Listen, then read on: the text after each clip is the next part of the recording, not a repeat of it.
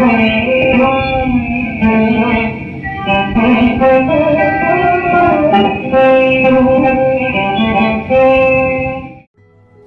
प्रस्तुत करती हूँ निर्मला उपन्यास का भाग 22।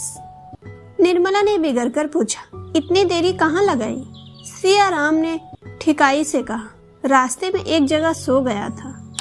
निर्मला, यह तो मैं नहीं कहती, पर जानते हो कै बज गए हैं? 10 कभी के बज गए। बाजार कुछ दूर भी तो नहीं है। सियाराम, कुछ दूर नहीं, दरवाजे पर ही तो है।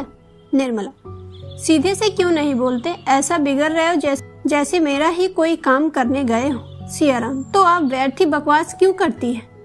लिया सौदा लौटाना क्या आसान है? बनिए से घंटे हुज्जत करनी पड़ी। यह तो कहो एक बाबा जी ने कह सुनकर फिरवा दिया, नहीं तो किसी तरह न फिरता। रास्ते में कहीं 1 मिनट भी नहीं रुका, सीधा चला आता हूँ। निर्मला, घी के लिए गए तो तुम 11 बजे लौटे हो। लकड़ी के लिए जाओगे तो सांझ ही कर दोगे। तुम्हारे बाबूजी बिना खाए ही चले गए। तुम्हें इतनी देर लगानी थी तो पहले ही क्यों न कह दिया? जाते हो लकड़ी के लिए। सियाराम अब अपने को न संभाल सका, झल्लाकर बोला, लकड़ी किसी और से मंगवाइए, मुझे स्कूल जाने को देर हो रही है। निर्मला, खाना न खाओगे? सियाराम, न खाऊंगा। निर्मला, मैं खाना बनाने को तैयार हूँ। हाँ, लकड़ी लाने नहीं जा सकती। सियाराम, भूंगी को क्यों नहीं भेजती? निर्मला, भूंगी का लाया सौदा तुमने कभी देखा नहीं? सियाराम, तो मैं इस वक्त न जाऊंगा। निर्मला, मुझे दोष न देना। सियाराम कई दिनों से स्कूल नहीं गया था। बाजार हाट के मारे उसे किताब देखने का समय भी न मिलता था। स्कूल जाकर झिझकियां खाने, बेंच पर खड़े होने या ऊंची टोपी देने के सिवा और क्या मिलता? वह घर की किताबें लेकर चलता, पर शहर जाकर किसी वृक्ष की छां में बैठा रहता या पलटनों की कवायद देखता। 3 बजे घर लौट आता। आज भी वह घर से चला, लेकिन उसे रोटियों के भी लाले पड़ गए। 10 बजे क्या खाना न बन सकता था? माना कि बाबूजी चले गए थे, क्या मेरे लिए घर में 2-4 पैसे भी न थे? अम्मा होती तो इस तरह बिना कुछ खाए पिए आने नहीं देती। मेरा अब कोई नहीं रहा। सियाराम का मन बाबा जी के दर्शन के लिए व्याकुल हो उठा। उसने सोचा, इस वक्त वह कहाँ मिलेंगे, कहाँ चलकर देखूं। उसने आतुर होकर सोचा, मैं उनके साथ ही क्यों न चला गया। घर में मेरे लिए क्या रखा था? वह आज यहाँ से न चला तो घर न जाकर सीधा घी वाले साहजी के दुकान पर गया। शायद बाबा जी से वहाँ मुलाकात हो जाए, पर वहाँ बाबा जी न थे। बड़ी देर तक खड़ा खड़ा लौट आया। घर जाकर बैठा ही था कि निर्मला ने आकर कहा, आज देर कहाँ लगाई? सवेरे खाना नहीं बना, क्या इस वक्त भी उपास होगा? जाकर बाजार से कोई तरकारी लाओ। सियाराम ने झल्लाकर कहा, दिन भर का भूखा चला आता हूँ, कुछ पानी पीने तक को लाई नहीं, ऊपर से बाजार जाने का हुक्म दे दिया। मैं नहीं जाता बाजार, किसी का नौकर नहीं हूँ। आखिर रोटियों ही तो खिलाती हो या और कुछ? ऐसी रोटियां जहाँ मेहनत करूँगा वहीं मिल जाएगी। जब मजूरी ही करनी है तो आपकी न करूँगा। जाइए, मेरे लिए खाना मत बनाइएगा। निर्मला अवाक रह गई। लड़के को आज यह क्या हो गया? और दिन तो चुपके से जाकर काम कर लाता था, आज क्यों तौरिया बदल रहा है?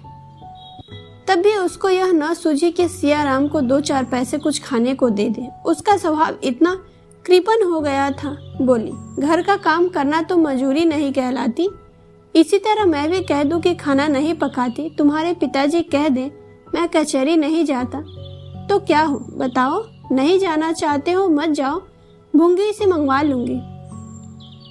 क्या मैं जानती थी कि तुम्हारे बाजार जाना बुरा लगता है? नहीं तो बला से ढेले की चीज पैसे में आती, तुम्हें न भेजती। लो, आज से कान पकड़ती हूँ। सियाराम दिल में कुछ लज्जित तो हुआ, पर बाजार न गया। उसका ध्यान बाबा जी की ओर लगा हुआ था। आज सारे दुखों का अंत और जीवन की सारी आशाएं उसे बाबा जी के आशीर्वाद में मालूम होती थी। उन्हीं की शरण जाकर उसका यह आधारित जीवन सार्थक होगा। सूर्यास्त के समय वह अधीर हो गया। सारा बाजार छान मारा, लेकिन बाबा जी दुखते हुए दिलों को हाथों से दबाए आशा और भय की मूर्ति बना हुआ मकानों, गलियों और मंदिरों में उस आश्रय को खोजता फिरता था, जिसके बिना उसे अपना जीवन दुस्सह हो रहा था। एक बार एक मंदिर के सामने उसे कोई खड़ा दिखाई दिया। उसने समझा वही है। हंसो उल्लास से वह फूल उठा, दौड़ा और जाकर साधु के पास खड़ा हो गया। पर वह कोई और ही महात्मा थे। निराश होकर आगे बढ़ गया। धीरे धीरे सड़कों पर सन्नाटा छा गया। घरों के द्वार बंद होने लगे थे। सड़क की पटरियों पर और गलियों में बस खंडे या बोरे बिछा बिछा कर भारत की प्रजा सुख निंदा में मग्न होने लगी। लेकिन सियाराम घर न लौटा। उस घर से उसका दिल फट गया था। किसी को उससे प्रेम न था। वहां तो वह किसी प्रायश्चित की भांति पड़ा हुआ था, केवल इसलिए कि उसे और कहीं शरण न थी। इस वक्त भी उसके घर न जाने की किसे चिंता होगी। बाबूजी भोजन करके लेटे होंगे, अम्मा जी भी आराम करने जा रही होगी। किसी ने मेरे कमरे की ओर झांककर देखा भी न होगा। हाँ, बुआ जी घबरा रही होगी, वही अभी तक मेरी राह देख रही होगी। जब तक मैं न जाऊंगा भोजन न करेगी। रुक्मणी की याद आते ही सियाराम घर की ओर चला। वह अगर और कुछ न कर सकती थी तो कम से कम उसे गोद में चिपटाकर रोती तो थी। उसके बाहर से आने पर हाथ मुंह धोने के लिए पानी तो रख देती थी। संसार में सभी बालक दूध की कुल्लियां नहीं करते, सभी सोने के कौर नहीं खाते, कितने को पेट भर भोजन नहीं मिलता। पर घर में विरक्त वही होते हैं जो मातृ स्नेह से वंचित है। सियाराम घर की ओर चला ही था, सहसा बाबा परमानंद एक गली से आते दिखाई दिए। सियाराम ने आकर उसका हाथ पकड़ लिया। परमानंद ने चौंकर पूछा, बच्चा तुम यहाँ कहाँ? सियाराम ने बात बनाकर कहा, एक दोस्त से मिलने आया था। आपका स्थान यहाँ से कितना दूर है? परमानंद, हम लोग तो यहाँ से जा रहे हैं बचवा, हरिद्वार की यात्रा है। सियाराम ने हतोत्साह होकर कहा, क्या आज ही जाइएगा? परमानंद, हाँ बच्चा, अब लौटकर आऊंगा तो दर्शन दूंगा। सियाराम ने कातर कंठ से कहा, लौटकर? परमानंद, जल्दी आऊंगा बचवा। सियाराम ने दीन भाव से कहा, मैं भी आपके साथ चलूंगा।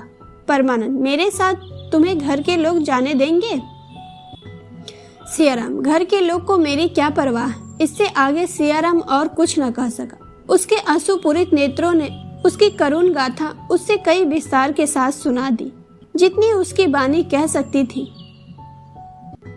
परमानंद ने बालक को कंठ से लगाकर कहा, अच्छा बचवा, तेरी इच्छा हो तो चल।